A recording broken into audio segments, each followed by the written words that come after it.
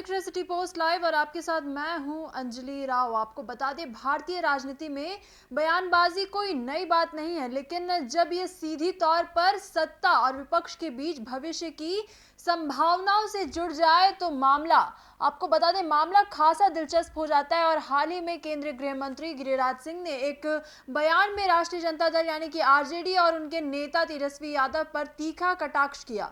उन्होंने कहा कि तेजस्वी यादव चाहे जितनी भी बैठकें कर ले कोई फर्क नहीं पड़ता, क्योंकि वे मुंगेरी लाल के हसीन सपने देख रहे हैं और इस तरह की सत्ता के हसीन सपने देख रहे हैं जो कि कभी पूरे नहीं होंगे। यह बयान राजनीतिक संकेतों से भरा था और कहीं ना कहीं आगामी चुनाव को ध्यान में रखकर दिया गया प्रतीत होता है। इसी के साथ साथ आपको बता दें कि गिरिराज सिंह के इस बयान से राष्ट्रीय जनता दल की नाराजगी साफ तौर पर सामने आई, जहां आरजेडी के प्रवक्ता मृत्युंजय तिवारी ने तुरंत पलटवार करते हुए कहा कि सपने देखने का हक उनके नेता को है और ये अधिकार उन्हें बिहार की जनता ने दिया है। उन्होंने ये भी कहा कि एनडीए अब इतने डरे हुए हैं कि उन्हें अब सपने देखने की भी आजादी नहीं रही, क्योंकि सत्ता अब उनके हाथ से फिसलती जा रही है। वहीं मृत्युंजय तिवारी ने स्पष्ट तौर पर दावा किया कि अगली सरकार तेजस्वी यादव की ही होगी और आरजेडी जनता की समस्याओं को लेकर गंभीर बैठकों के माध्यम से जमीन पर काम कर रही है। क्या कुछ कहते नजर आ रहे हैं यहाँ पर गिरिराज सिंह और मृत्युंजय तिवारी, आप सुने वो बयान।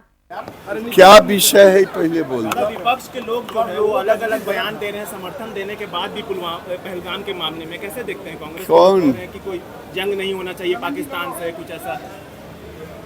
देखिए, विपक्ष की भूमिका चाहे कांग्रेस हो चाहे आरजेडी हो, एक गिर गया, कांग्रेस हो या आरजेडी हो, कश्मीर के इशू पर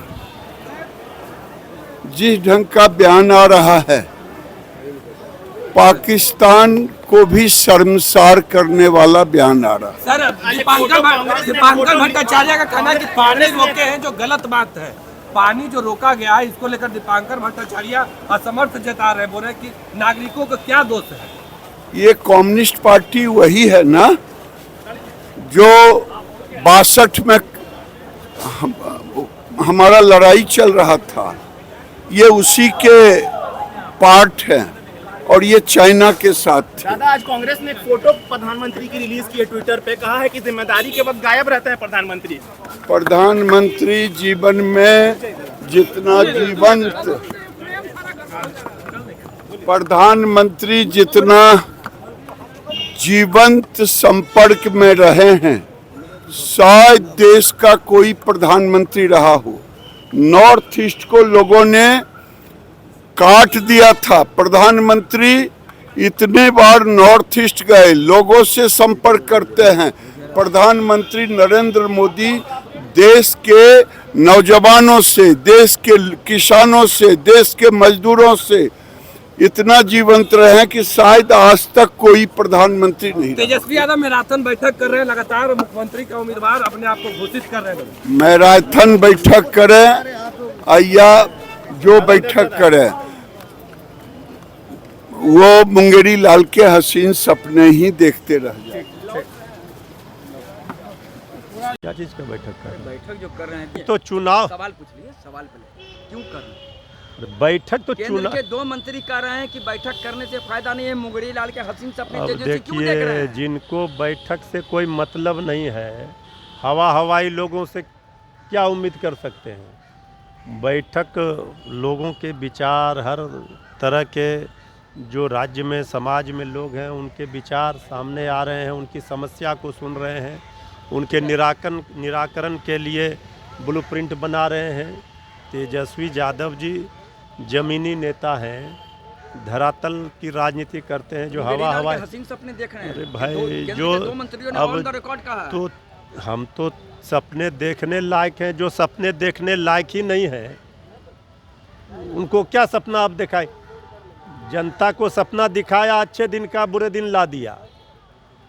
अब तो तेजस्वी यादव जी ने तो सपना, अगर वो कह रहे हैं मुंगेरी लाल के, तो बिहार की जनता सपना पूरा करेगी। 2020 में भी पूरा कर दिया था। बेईमानी किया तो किसी तरह से रुक गए। इस बार तो सुनामी है तेजस्वी जी के नाम का। नीतीश कुमार ने तो आह्वान कर दिया जेडीयू कार्यालय में कि जिताइए, हम लोग जीत के आएंगे। अच्छा, आदरणीय मुख्यमंत्री जी तो 4 बार से मुख्यमंत्री, जनता ने दिया ही आशीर्वाद, वोट दिया, काम क्या किया वो ना बताएं, जिताएंगे बार बार।